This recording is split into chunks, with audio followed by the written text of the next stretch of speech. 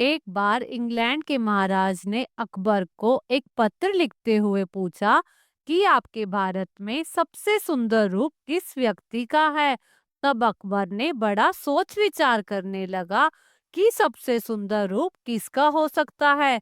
उस समय तानसेन उनके नजदीक बैठे थे। उसने तब तानसेन से पूछा, क्या तुम्हें पता है इस भारत में सबसे सुंदर रूप किसका है? उस समय तानसेन कहने लगे, हमारे भारत में सबसे सुंदर रूप तो वृंदावन के ग्वाले का है। तब अकबर ने पूछा, यह वृंदावन का ग्वाला कौन है? तब तानसेन ने कहा, वो भगवान श्री कृष्ण हैं। इस पर अकबर ने उस पत्र में भगवान श्री कृष्ण और उनके बारे में लिख के वो पत्र रवाना कर दिया। इस तरह समय बीतता गया और एक दिन अकबर ने तानसेन से पूछा, तानसेन, तुम तो कहते हो कि भगवान का रूप सबसे प्यारा है और सारी दुनिया उनसे प्यार करती है, पर क्या कोई ऐसा भी इंसान है जिनसे भगवान प्यार करते हैं? तब तानसेन ने कहा, अवश्य है। इस दुनिया में ऐसे बहुत सारे इंसान हैं जिनसे भगवान स्वयं प्यार करते हैं। उस समय तानसेन की बात सुनकर अकबर ने कहा, अगर हो सके तो मुझे भी उनका दर्शन कराओ। तानसेन कहने लगे, अवश्य लेकर चलूंगा, पर लेकिन आपको अपना रूप बदलना पड़ेगा। अकबर तो बादशाह था। उसने कहा, मैं उनके दर्शन के लिए अपना रूप बदलने को भी तैयार हूँ। इस प्रकार इस प्रकार तानसेन और अकबर ने अपना अपना रूप परिवर्तित कर लिया। अब वो दोनों धीरे धीरे चलते हुए दिल्ली से चित्तौड़ तक आए और चित्तौड़ पहुंच के वो दोनों साधु का भेष बनाकर जैसे ही मीरा जी के महल में जाने लगे तो कुछ लोगों ने उनको रोक लिया। उनके पूछने पर वो कहने लगे कि हम भक्त मीरा जी के दर्शन के लिए बहुत दूर से चलकर आए हैं, हमें उनका दर्शन करना है। उस समय सैनिकों ने कहा, अरे मीरा जी यहाँ नहीं रहती, वो तो अपने गिरधर गोपाल के मंदिर में हमेशा पड़ी रहती हैं। तुम्हें अगर उनका दर्शन करना है तो वहां पर चले जाओ। उन सिपाहियों की बात सुनकर अकबर और तानसेन गिरधर गोपाल के मंदिर में आए। जैसे ही वो लोग मंदिर में जा रहे थे, उन्होंने देखा एक छोर पर बैठी मीराबाई अपनी आंखों से आंसू बहा रही है। मीराबाई की ये अवस्था देखकर अकबर दंग रह गया। अकबर भक्त मीरा के तेज को देखकर हैरान हो गया। अकबर सोचने लगा, एक साधारण से इंसान में इतना तेज कैसे हो सकता है? पर तानसेन की बात सुन के और उनकी बात मानने के बाद वो एक कोने में बैठ गया। कुछ देर समय गुजरा, फिर मीराबाई का नेत्र खुला। मीराबाई ने देखा दो साधु मेरे पास आए हैं। उसके बाद मीराबाई ने बहुत ही सम्मान और बहुत ही इज्जत के साथ उन दोनों महापुरुषों का बहुत ही श्रद्धा पूर्वक उनकी सेवा की। अकबर तो शांत रहा, पर तानसेन ने कहा, मुझे भजन गाना आता है, क्या मैं आपके गिरधर गोपाल को एक भजन सुना सकता हूँ? तब मीराबाई ने कहा, हाँ हाँ, अवश्य सुनाइए। तब तानसेन ने एक बड़ा ही सुंदर भजन गाया। उस खूबसूरत भजन को सुनने के बाद मीराबाई इतना अत्यधिक प्रसन्न हो गई। तब मीराबाई ने अत्यधिक प्रसन्नता के कारण कहा, आप लोग कृपया और कुछ समय तक यहाँ पर विश्राम कर लीजिए। फिर तानसेन ने कहा, नहीं, हमें तो अभी जाना है, हम फिर से आपके गिरधर गोपाल के दर्शन करने आएंगे। जब ये लोग जाने वाले थे, तब अकबर के मन में एक विचार आया। अकबर ने उस समय अपने गले में पहने हुए महंगे से महंगे मोती की माला को उतारकर गिरधर गोपाल को भेंट करने की पूरी कोशिश की। मीराबाई कहने लगी, अरे इसकी कोई आवश्यकता नहीं है, मेरे गिरधर गोपाल को सिर्फ भक्ति और शुद्ध प्रेम चाहिए। तुम ये मणिमालिक की माला अपने साथ वापस लेकर जाओ। तब अकबर के अनुरोध करने लगा कि मेरी ये इच्छा है कि मैं भगवान गिरधर गोपाल के चरणों में इन मालाओं को भेंट करूं। तो इस प्रकार अकबर ने गिरधर गोपाल के चरणों में वो माला को भेंट कर दिया। फिर कुछ देर बाद वहां से चला गया और कुछ देर बाद मीराबाई ने उन मालाओं को सफाई करके भगवान श्री कृष्ण के हाथ में चढ़ा दिया। जब वो मालाएं गिरधर गोपाल के अंगों में चढ़ी तो उसे देखने के लिए दूर दूर से बहुत सारे लोग आने लगे। फिर इतने में मीरा की ननंद उदाबाई भी वहां पर उस माला को देखने के लिए आ गई। जब उसने इतने महंगे मोतियों की माला को देखा तो वह हैरान हो गई और सोचने लगी कि अवश्य ही कोई राजा यहाँ पर आया है। उसको लगा हो सकता है मेरी भाभी के साथ किसी राजा का गलत संबंध हो। ऐसा सोचकर वह अपने भाई के पास गई और फिर उससे अपने भाई राणा को बताया कि मैंने देखा है कि भैया कोई व्यक्ति आकर अभी अभी मीरा के गिरधर गोपाल को महंगे महंगे मोतियों की माला चढ़ा कर गया है।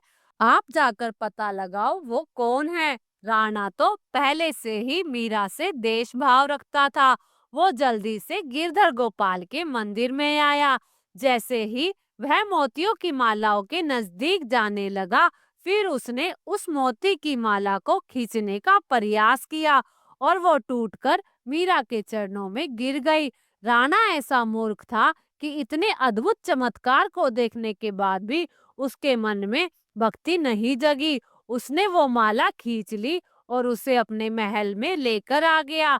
जब उसने अपने महल में आने के बाद उस माला को देखा तो उस माला को देखकर वो इतना हैरान हो गया कि उसके हर एक मोती पर अकबर का नाम लिखा था। फिर राणा क्रोध से भर उठा और उसके मन में और ज्यादा द्वेष फैल गया। वो सोचने लगता वो सोचने लगा कि मीराबाई ने हमारे दुश्मनों के साथ हाथ मिला लिया है। वो अपने दुश्मनों के प्रति खुद को कमजोर समझ चुकी है, इसलिए उसने अकबर की यह माला को स्वीकार कर लिया है। क्योंकि उस समय राजपूतों और मुगलों के बीच में बहुत ही भयानक युद्ध चल रहा था। इस हार को देखकर राणा का क्रोध बहुत ज्यादा बढ़ गया। तब उसने विचार किया कि मैं मीरा को यहाँ से भगा दूंगा, नहीं तो उससे मैं मार के समाप्त कर दूंगा। क्योंकि इससे पहले भी बहुत बार उसने ऐसा प्रयास किया था।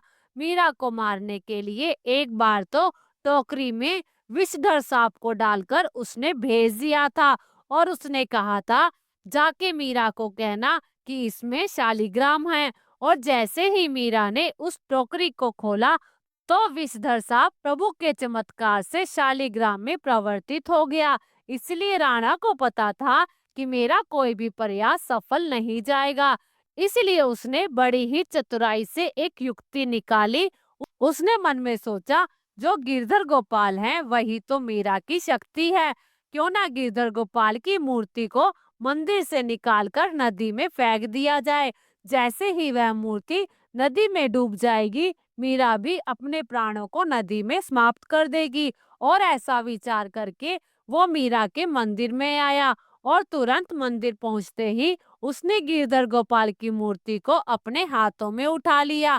पहले तो बहुत प्रयास किया मूर्ति को उठाने का, पर मूर्ति टस से मस नहीं हुई।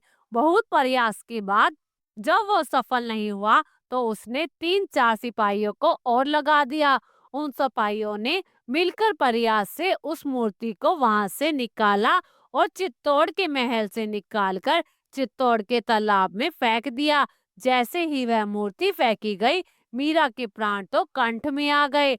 बिना भगवान के भक्त कैसे रह सकता है। कहते हैं जिस तालाब में वो मूर्ति फेंकी गई, जैसे ही मीरा ने उस तालाब में छलांग लगाया, कहते हैं गिरधर गोपाल की मूर्ति मीरा के हाथ में आ गई। और अब एक बहुत ही दिव्य चमत्कार हुआ। यह इतना आश्चर्यमय और अलौकिक चमत्कार था जिसके विषय में राणा ने कभी सोचा नहीं था। जब मीरा ने चित्तौड़ के तालाब में छलांग लगाई तो उसे निकलना भी चित्तौड़ के तालाब से चाहिए था, पर वो निकली वृंदावन की यमुना नदी के अंदर से, जहां पर भगवान श्री कृष्ण का निवास था। फिर मीराबाई खुद बाहर निकलते ही इतना हैरान हो गई कि मैं तो डूबी थी चित्तौड़ में। फिर मैं वृंदावन में कैसे प्रकट हो गई? मैं यमुना नदी से प्रकट हुई। इसका मतलब वो समझ गई, यह भगवान का ही प्रताप है। वह मूर्ति को लेकर यमुना नदी से बाहर आई और अब तो भक्ति में माता मीराबाई ने उसी मूर्ति के साथ अपना भगवान गिरधर गोपाल की उपासना करने लगी। जब राणा को इस आश्चर्य भरे चमत्कार में पता चला तो वह बहुत ही ज्यादा क्रोधित हो गया। उसने बड़े ही प्रयास किए मीरा को पुनः चित्तौड़ लाने के लिए, क्योंकि वह नहीं चाहता था समाज में उनको बुराई मिले। वह नहीं चाहता था कि समाज के लोग यह कहना शुरू कर दे कि राणा सागा की पुत्र वधु वृंदावन में संतों के साथ भक्ति कर रही है। राणा तो यह चाहता था कि मैं पुनः मीरा को अपने महल में ले आऊं और महल में लाके उसे अनेक प्रकार की यातनाएं दूं। उसका यह प्रयास भी सफल नहीं हुआ। वो किसी प्रकार से मना के मीराबाई को अपने महल में ले आया। अब तो उसने सब तरह से प्रयास करना शुरू किया जिससे मीराबाई की भक्ति में विघ्न डले, परंतु जिसका विश्वास भगवान पर होता है उसकी भक्ति तो बिल्कुल ही सफल हो जाती है।